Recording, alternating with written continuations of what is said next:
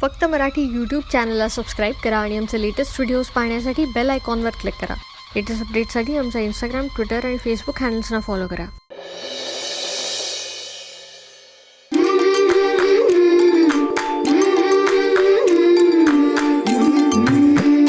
काटा पायात रुतला अंगणात खेळताना डोळ्यामध्ये आले पाणी सलत्याचा सोसताना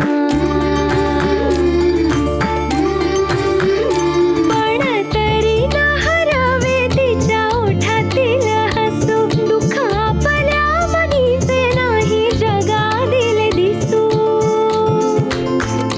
दिस कष्टाचे सोसते स्वप्न उद्याचे पाहते सिंधू सिंधू सिंधू सिंधू। स्त्रियांना न्याय मिळवून देण्यासाठी तुम्ही हे सगळं करताय ना। माझ्या सिंधूला न्याय मिळवून द्या, निदान याने तिचं आयुष्य सुखी होईल। म्हणून तरी या लग्नाला नाही म्हणू नका। निमूटपणे पेढीवर यायचं आणि आमच्या कामात हातभार लावायचा। तसेही हे उद्योग आता बंद झाले आहेतच आता। सुधारकांनी मला त्यांच्या गटातून काढून टाकले। काय होणार आहे हिच्या आयुष्यात कोण जाणे। त्यात आता हा त्रिपाद दोष, हे त्रिपाद दोषाचं प्रकरण खरंच आपल्यावर नाही ना उलटणार।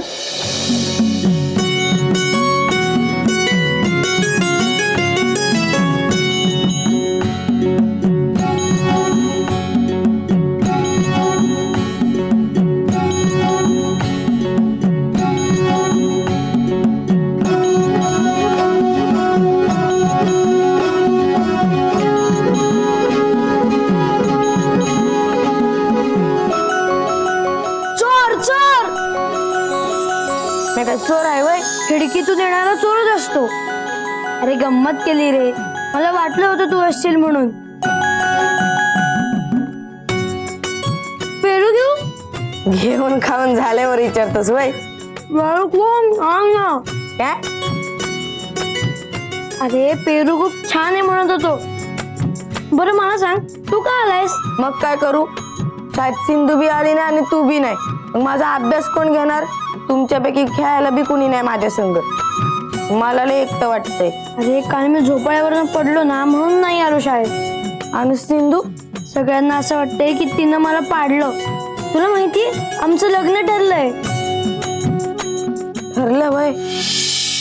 अरे पण तू कशाला काळजी करतोस? आम्ही येऊ की वाड्याबाहेर तुझ्या बरोबर खेळायला? चालेल। आता मी बरं आहे, पण उद्या नाही, परवा शाळेत येईन। अरे परवा कसली तरी सुट्टी आहे, हा राखी पौर्णिमेची। बर तुला कोण बांधल राखी? तेच ना, मला कुठे सख्खी बहीण आहे, तशी रत्ना आहे आत्ते बहीण, पण ती घरी आली तर ना। मला तर बहीणच नाही, ना जवळची ना लांबची। आता आपल्याला राखी कोण बांधणार? सिंधू। सिंधू चालेल, आपण तिच्याकडनंच राखी बांधून घेऊ, मस्त मजा येईल। देव्या, पण तिला आई तिची घराबाहेर जाऊ देत नाही, आपण कसं भेटायचं तिला?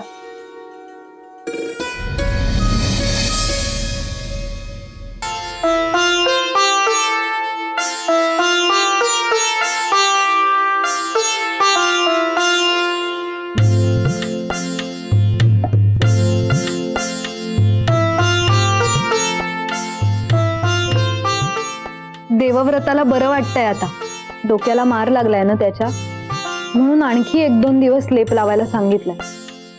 आता तेच करून आले। तुम्ही काय करताय? मीच लिहिलेल्या लेखांची कात्रणं वाचत बसलोय। समाज सुधारणे संदर्भात, स्त्रियांच्या उन्नती संदर्भात काय काय करता येईल याविषयी परखड विचार व्यक्त करणारा म्हणून ख्याती होती माझी। स्वतः आगरकरांनी माझ्या लेखांचं कौतुक केलं होतं। संपलं सगळं। कसं म्हणताय तुम्ही?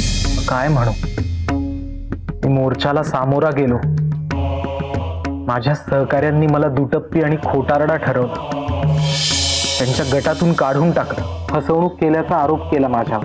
अर्थात त्यांचं तरी काय चूक आहे म्हणा। आता काय उपयोग आहे या विचारांचा, या परखडतेचा आणि या लेखांचा? जाळून टाकलेलेच बरे।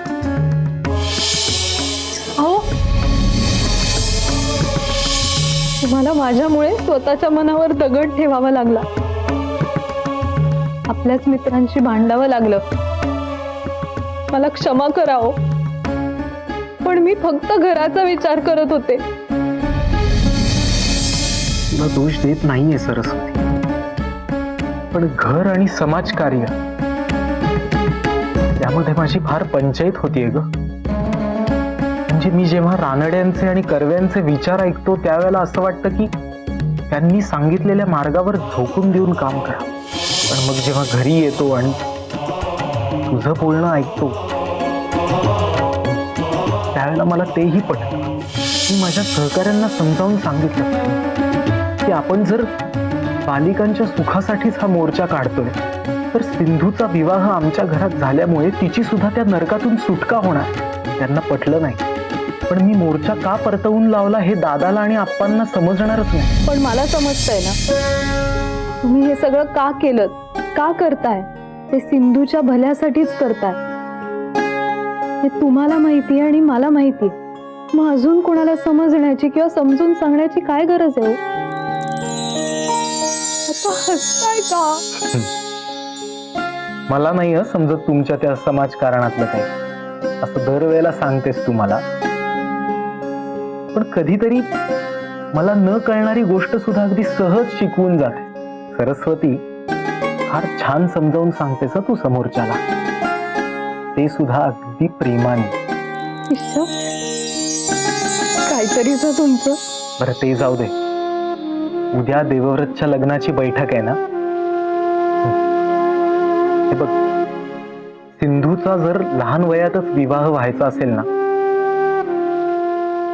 तर ती आपल्याच घरात सून म्हणून यायला हवी. लहान आहे, पोर दुःखी आहे, आपण तिला माया लावूया. हो, आपण खूप करूया सिंधूसाठी. तिला शिकू दे, शाळेत जाऊ दे तिला. अभ्यासात खूप हुशार आहे. पोर, देवव्रताला आणि सिंधूला आपली मुलं म्हणून जीव लावूया. खूप मोठं करूया त्यांना.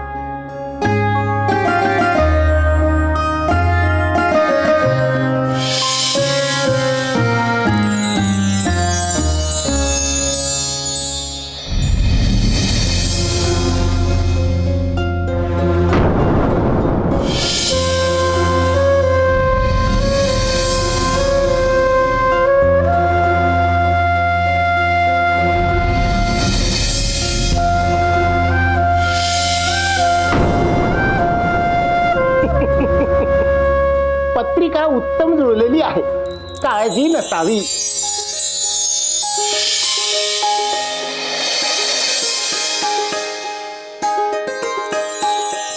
परमेश्वरा,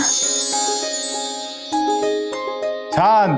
म्हणजे देवव्रताचा विवाह ठरला असं जाहीर करायला हरकत नाही. होय. काय हो,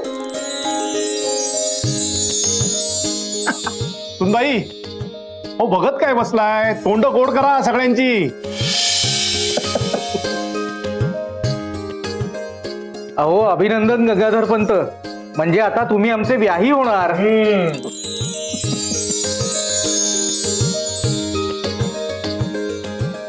गंगाधर पंत, हे सगळे ठीक आहे. आता मानपानाचं कसं करायचं? म्हणजे पुण्यातल्या प्रतिष्ठित सराफांच्या घरात तुम्ही मुलगी देणार आहात, त्यामुळे सगळं कसं रीतीप्रमाणे व्हायला हवं. हो. काय लेले गुरुजी? हो हो, रीत भात तर पाळली गेलीच पाहिजे आणि शास्त्रातच असे सांगितले आहे.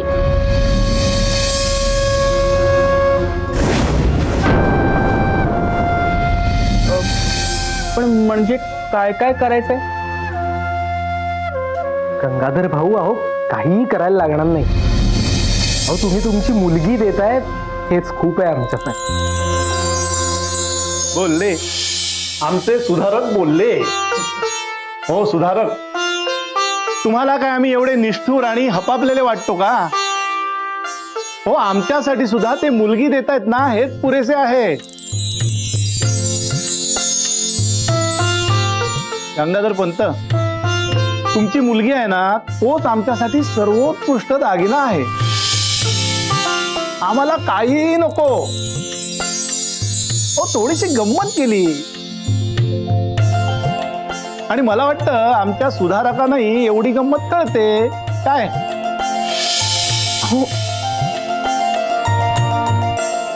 तेव्हा गंगाधर पंत, आता कोणताही ताण घेऊ नका, लग्नाच्या तयारीला लागा. दिले गुरुजी, पत्रिका तर जुळली आहे. आता लवकरात लवकर लग्नाचा उत्तम मुहूर्त काढा. मुहूर्त काढायची गरज नाही, पुढच्या आठवड्यात एक चांगला मुहूर्त आहे. पण तुमची सगळी तयारी होईल.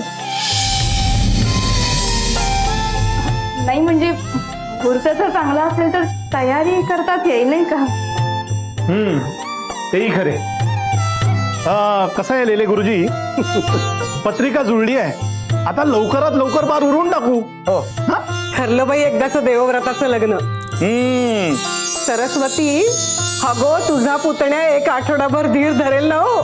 नाही, हा नवरदेव फारच उतावळा दिसतोय म्हणून म्हटलं हो.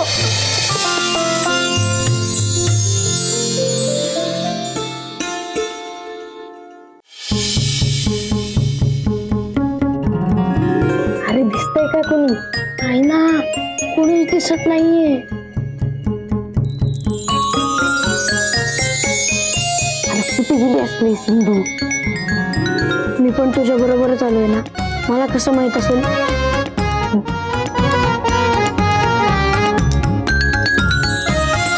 तुम्ही नक्की काय शोधताय? तू थांब ग, मी सिंधूला शोधतोय. मग मी कोण आहे?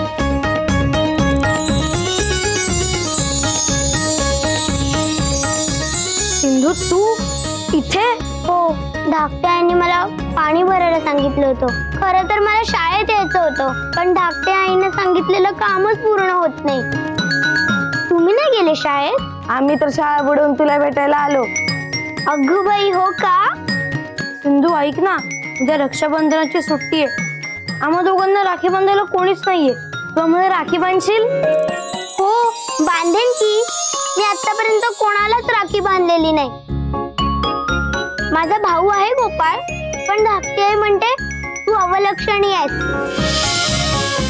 तू त्याला हात नाही लावायचा. चल उद्या तू आम्हा दोघांना राखी बांध. अगं पण म्या कुठे येऊ? तुमच्या घरात तर मला घेत नाहीत. होणार आहे.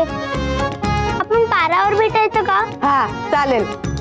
देवव्रत, आता आपलं लग्न होणार, मग आपण दरवर्षी एकमेकांना राखी बांधू शकतो, हो ना?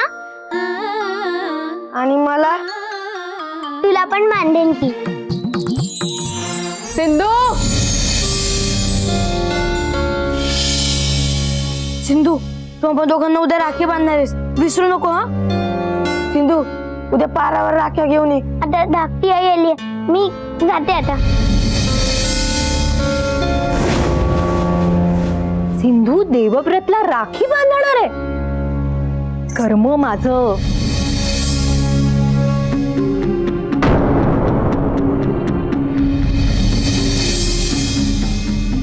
भामिनी अगं लहान आहे ती, नाही कळत तिला. चोरून बोरं खायचं कळतं का? रानड्यांच्या घरी जाऊन माझी चहाडी करता येते. अहो लग्न होणार आहे नाहीच आता, मग एवढी सुद्धा अक्कल नाही का तुला? होणाऱ्या नवऱ्याला राखी बांधायला निघाली होती बया, त्यातून त्या विठ्ठेच्या पोराची फूस असणार हिला. मी नाही, तेच म्हणत होते मला राखी बांध. त्यांनी विहिरीत उडी मार असं सांगितलं तर मारशील? अगं पण खरंच देवव्रत म्हणाला की मला राखी बांध. अगं यजमान होणार आहेत तुझे ते आता, त्यांना नावानं हाक मारायची नाही. हे जर रानडेंना कळलं ना तर तुला रीत भात नाही असं म्हणत लग्न मोडतील ते. आणि तुला एकदा सांगितलेलं कळत नाही, त्या अर्जुनला भेटायचं नाही. त्या अर्जुनचं तंगडं मोडून ठेवायला पाहिजे. नाही थांब, त्यानं विठ्ठला दम देते मी आता. तुझा कार्टा घराच्या आसपास जरी दिसला ना तरी तिला कामावरून काढून टाकीन. जाऊ दे ना, पुरे आता. पुरे काय पुरे? अगं तुझं लग्न होणार आहे ना, थोडी तरी अक्कल येऊ दे त्या रिकाम्या डोक्यात. असं कुणालाही भेटू शकत नाहीस तू. पण का? आणि देवव्रताला का नाही राखी बांधू शकत? थांब, तुला असं नाही कळणार. भामिनी अगं एकदम एवढं सगळं कसं कळेल अगं तिला?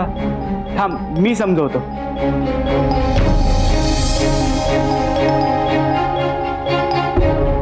इंदू बाळा, बघ देवव्रताशी लग्न होणार आहे ना तुझं, म्हणून तू त्याला राखी नाही बांधू शकत. अगं राखी भावाला बांधतात, नवरदेवाला नाही.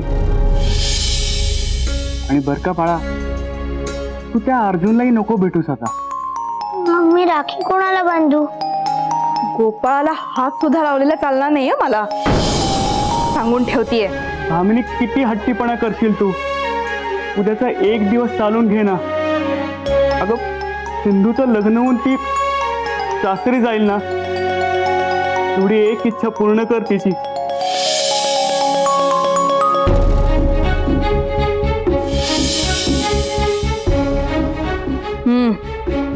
ठीक आहे, पण तेवढंच. खरंच धाकटी आई? बाबा, आपण राखी आणायला जायचं का? हो चल बाळा चल. बरं का, हार खर्च करू नका. हा हो हो पाहिलंच ना, पडत्या फळाची आज्ञा मिळावी तसं धावत सुटले दोघही. आता पुढच्या आठवड्याभरात सिंधू सासरी जाणार, या नावावर हिसा रिकामा करून येतील की नाही बघ जावई बाप. जाऊ दे ग, तिच्या लग्नात आणखी कुठलं विघ्न नको ना, म्हणून मी मान्य केलं. आता त्या लेले बुवांना आपल्या बाजूने वळवून घेतलंय म्हणून बरं. पण त्या त्रिपाद दोषाचं रानड्यांना कळलं तर काय, ही टांगती तलवार अजूनही आहेत ते माझ्या डोक्यावर. अगं बाई विसर ग आता ते. नाही म्हणजे नाही म्हणजे नाही. मला सिंधूकडूनच राखी बांधून घ्यायची म्हणजे घ्यायची म्हणजे घ्यायची. तुम्ही हसा, पण मी कोणाचंच ऐकणार नाहीये. रत्ना मला राखीच बांधत नाही, उलट आमच्यातच येऊन बसते मला पण राखी बांधायचा हट्ट करत. मी सिंधूकडेच जाणार राखी बांधून घ्यायला. अरे देवव्रता गधड्या, तुला तिच्याकडून राखी बांधून घेता येणार नाही, कळलं? का नाही बांधून घेता येणार? अरे बायको होणार आहे तुझी ती.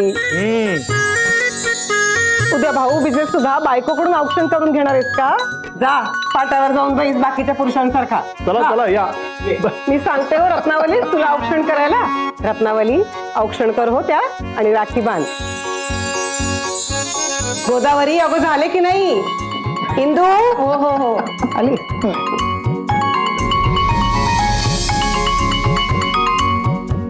इंदू आत्या, बायकोकडून राखी बांधून घेतली तर काय होतं? झालं, आली का हरदासाची कथा मूळ पदावर? आता गप्प बसतोस की? अप्पा लहान आहे तो, शंका येणारच ना त्याला. बोलल्या प्रत्येक बाबतीत आडवं जायलाच हवं का सुधारकांना? हा? बघा सत्य आहे, आले सुधारक क्रमांक 1. काय हो सुधारक, या रूढी कशा काय चालतात बुवा तुम्हाला? अप्पा हो, गैर काही नाहीच आहे ना यामध्ये. भावा बहिणींचं नातं साजरा करण्याचाच दिवस आहे हा. आता हे तुम्ही हो, पुरे झाली चर्चा, आता औक्षण करून घ्या. गोदावरी, अगो हे काय गो, निरंजन कुठे आहे? जा आधी निरंजन घेऊन ये. सरस्वती घरी असती तर सगळं अगदी व्यवस्थित तयारी केली असती हो.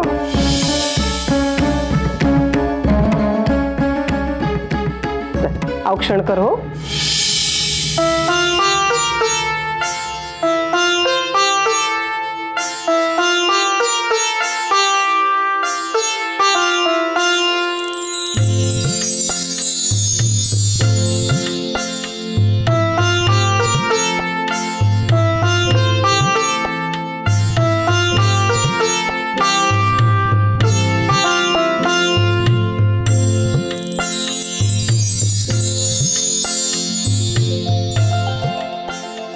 अगो राखी बांध.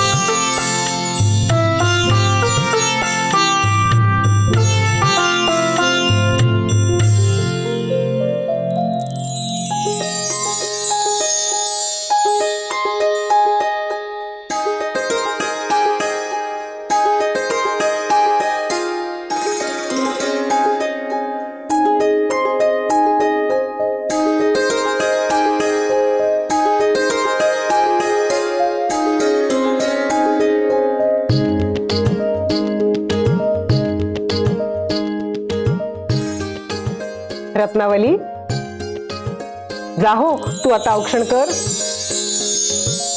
ये ये बाळा. गोदावरी जा, तिला सांग.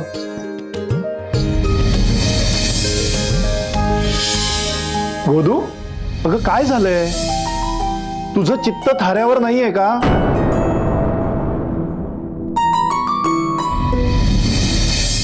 जावई बाबू काही बोललेत का?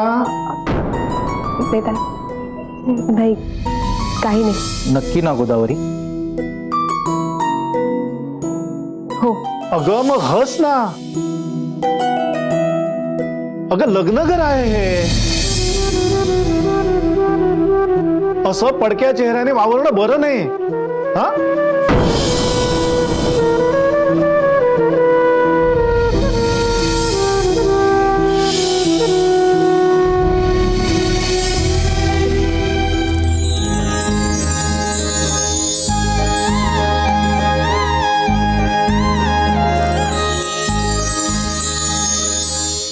अरे अरे दादा, तुझी लहानपणापासूनची सवय गेली नाही ना अजून? मला गरगरायला लागला माहितीये. सरू